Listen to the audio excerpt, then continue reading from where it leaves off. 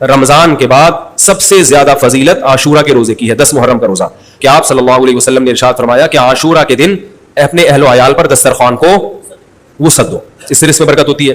قعدہ، ذی الحجہ، محرم اور رجب، یہ 4 مہینے جو ہیں اسلام میں اشہر حرم کہلاتے ہیں۔ محرم کے حوالے سے ایک بات کر لوں، یہ 10 محرم کا روزہ، رسول اللہ صلی اللہ علیہ وسلم نے ارشاد فرمایا کہ عاشورہ کا روزہ مجھے اللہ کی رحمت سے امید ہے کہ 1 سال کے گناہوں کا کفارہ ہے، تو بڑی فضیلت ہے۔ رمضان کے بعد سب سے زیادہ فضیلت عاشورہ کے روزے کی ہے، 10 محرم کا روزہ۔ سمجھ رہے؟ محرم میں ہمیں شریعت نے کیا کرنے کا حکم دیا ہے، اسلام کیا کہتا ہے؟ پہلی بات، اسلام یہ کہتا ہے کہ محرم میں روزے رکھنا دوسرے مہینوں کی نسبت زیادہ ثواب، رمضان کے بعد تو زیادہ سے زیادہ روزے رکھیں، اور اسپیشلی 10 محرم کا روزہ 1 سال کے گناہوں کا کفارہ، یہ اور زیادہ ثواب ہے۔ پورے محرم نہیں رکھے جاتے تو کیا کرنا ہے، 10 محرم کا رکھنا ہے۔ حدیث میں آتا ہے کہ آپ نے حکم دیا 2 روزے ملا کے رکھو، کیونکہ یہودی جو تھے وہ 1 روزہ رکھتے تھے، صحیح ہے نا؟ تو یہودیوں سے مشابہت سے بچنے کے لیے ہمیں حکم دیا کہ اس کے ساتھ ایک اور روزہ ملائیں۔ تو علماء یہ کہتے ہیں کہ آج کل یہودی 10 محرم کا روزہ نہیں رکھتے، تو اب مشابہت ختم ہو گئی ہے۔ تو اگر کوئی 9، 10 یا 10، 11 کا رکھ لے تو اچھی بات ہے، نہیں تو صرف 10 محرم کا بھی رکھ لے تو بھی انشاءاللہ پورا ثواب ملے گا، کیونکہ اب اس میں مشابہت رہی نہیں ہے۔ سمجھ رہے ہیں کہ نہیں سمجھ رہے؟ یہ کرنے کا کام ہے۔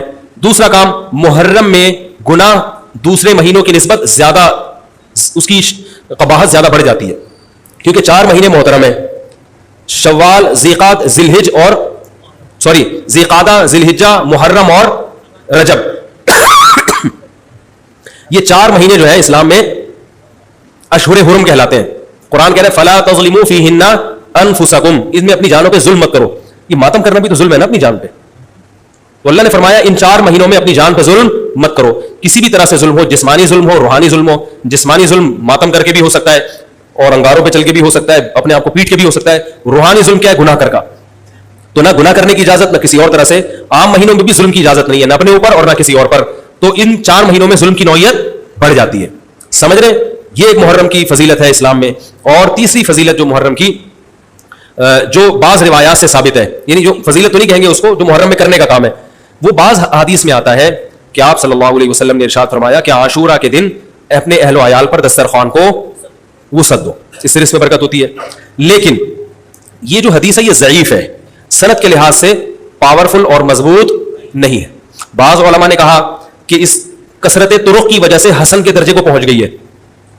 ہمارے ہی بعض اکابر علماء کی رائے ہے، علماء جو بر صغیر کے علماء، بڑے بڑے علماء ہیں، میں نام نہیں ذکر کرتا لیکن بہت بڑی اپر لیول کے علماء ہیں، ان کی رائے یہ ہے کہ یہ ضعیف، اتنی ضعیف نہیں ہے کہ بالکل ہی مسترد کر دی جائے، ٹھیک ہے نا؟ اور تعدد طرق کی وجہ سے درجہ حسن کو پہنچ گئی ہے۔ علامہ ابن تیمیہ رحمہ اللہ تعالی، جن کو سعودی عرب میں بہت فالو کیا جاتا ہے، ان کی رائے اور سلفی علماء کی رائے، جو سعودی عرب کے العثیمین، بن باز وغیرہ تھے، ان کی رائے یہ کہ یہ حدیث بالکل صحیح نہیں ہے، اور اس کی کوئی حیثیت نہیں ہے کہ دسترخوان کو وسیع کیا جائے اور عاشورہ کے دن کھانا کھلایا جائے۔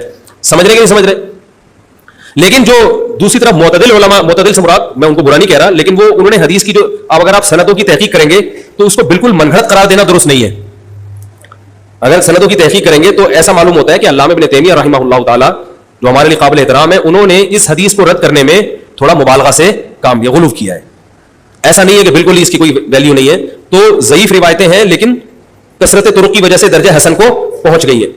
سمجھ رہے کہ نہیں سمجھ رہے؟ اس وجہ سے بعض علماء کی رائے، بلکہ جمہور کی رائے یہی ہے کہ محرم میں اگر کوئی اپنے بچوں کو جمع کر کے اچھا کھانا کھلا دیتا ہے 10 محرم کو، اور یہ حلیم شاید یہیں سے نکلا ہے، شاید یہیں سے نکلا ہے کہ وہ اچھا کھانا ہو جائے گا، تو وہ کہتے ہیں کوئی حرج نہیں ہے۔ لیکن ایک بات جو دوسرے علماء کہتے ہیں، جو میری بھی سمجھ میں آتا ہے، بلکہ میں نے پہلے کہیں پڑھا تو نہیں، میرا دماغ اس طرف گیا، لیکن اس کی تائید میں علماء کے فتاوی مل گئے۔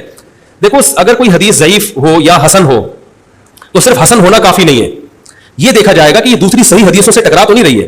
یہ بھی فقہ کا اصول ہے کہ اگر ایک کمزور چیز ہے لیکن وہ طاقتور دلیل سے ٹکرا رہی ہے تو پھر اس کمزور چیز کو بالکل رد کیا جائے گا۔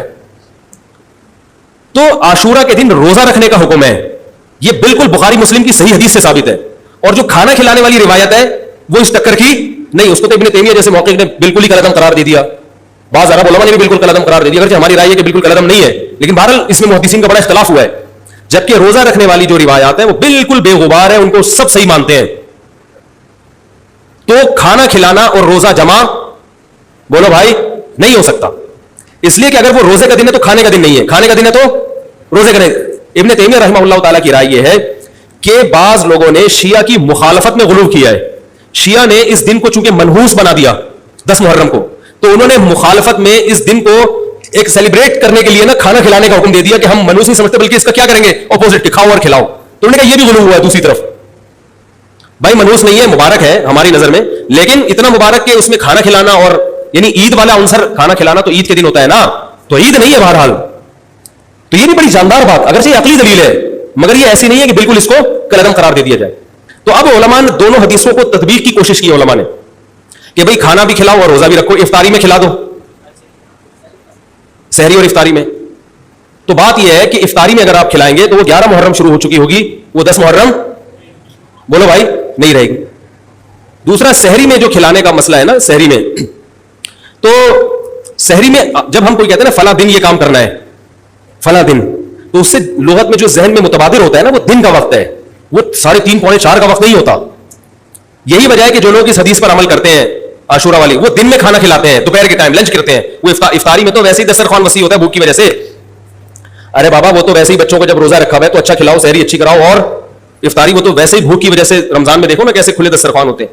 تو میں نے بڑی کوشش کی دونوں حدیثوں کو جمع کریں, لیکن تکلف کے بغیر یہ ممکن نہیں ہے. تو فقہ کا ایک اصول ہے کہ جب کوئی بے غبار صحیح حدیث ہوتی ہے اور اس سے ایک اصول ثابت ہو رہا ہے, تو اس کے مقابلے میں اگر کمزور روایت آئے گی جو اس سے ٹکرا رہی ہوگی, تو اس کمزور روایت کو, اگرچہ وہ موضوع من گھڑت نہیں ہے, لیکن اس کمزور کو اس صحیح حدیث کی مخالفت کی وجہ سے بولو بھائی رد کر دیا جائے. اس لیے میرا نالائق کا موقف یہ ہے, میں بہت نالائق ہوں, میں اتنی بڑی بڑی باتیں کرتا نہیں ہوں, لیکن ساڑی عقلچ یہ چیز آندھی نہیں ہے کہ بھائی جو روزے کا دن ہے وہ بھوکے پیاسے رہنے کا دن ہے, وہ کھانے کھلانے کا نہیں ہے. افطاری میں تو ویسے کھاؤ بھی کھلاؤ بھی.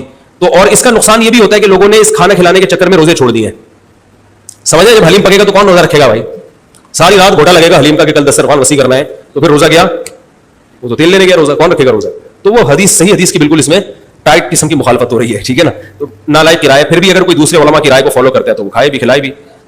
میں کہتا ہوں جو مضبوط چیز ہے اس کو لینا چاہیے, جو کمزور چیز ہے اس کو چھوڑ دینا چاہیے. ہمارے حضرت مفتی رشید احمد صاحب رحمہ اللہ ایک بات کہتے تھے کہ جہاں کھانا کھلانے کی حدیث آئے گی نا وہاں مسلمان اس کو لے ہی لے گا. کھانے پینے کی جہاں بات آئے گی مسلمان کیا کرتا ہے, وہ کہتا ہے بھائی یہ صحیح ہے, یہ بالکل صحیح حدیث ہے, ٹھیک ہے نا. وہ کیا کرتا ہے, جن علماء کی تحقیق ہے وہ تو تحقیق سے کہہ رہے ہیں, لیکن عام پبلک کی عادت یہ ہوتی ہے کہ فتویٰ بھی اسی کا فالو کریں گے جہاں کھلانے کا تذکرہ آ رہا.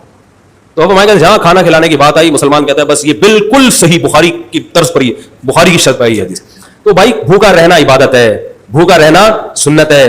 بچوں کو تو ویسے ہی کھلاؤ, عاشورہ ہو یا نہیں ہو, اور سحری افطاری کرا دو اچھی سی, روزہ رکھواؤ, اور جو بالکل چھوٹے بچے ہیں وہ تو ویسے ہی کھاتے ہیں. اس لیے, اور پھر اس کا نقصان کیا ہو رہا ہے, حلیم کے گھوٹے لگ رہے ہیں پوری پوری رات بیٹھ کے, اس کے الگ نقصانات ہیں, سبیلیں لگ رہی ہیں.